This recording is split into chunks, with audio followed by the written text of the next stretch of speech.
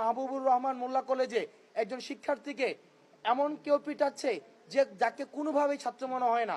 আগামী এক সপ্তাহ আমরা জাতীয় জাতীয় ছাত্র সংহতি সপ্তাহ ঘোষণা করছি। একটি সরকার নতুন এসেছে, কিন্তু এই সরকারটি কিন্তু আওয়ামী প্রশাসনিক কাঠামোর মধ্যে সে এসেছে।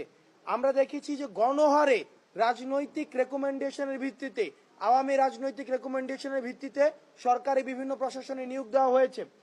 এই অন্তর্বর্তীকালীন সরকারকে সিদ্ধান্তে পৌঁছাতে হবে যে তারা এই যে আওয়ামী লীগের লেসপন্সার দিয়ে পরবর্তী যে প্রশাসন এই ফেসিবাদকে হৃষ্টপুষ্ট করেছে, যে প্রশাসন দিয়ে এই ফেসিবাদ এই 16 বছর ধরে বাংলাদেশের মানুষের অধিকার হরণ করেছে, তারা যদি ভেবে থাকে এই একই আওয়ামী প্রশাসন দিয়েই তারা একটি পরিশুদ্ধ বাংলাদেশ গঠন করবে, তাহলে এটি হচ্ছে এই অন্তর্বর্তীকালীন সরকারের রং মুভ।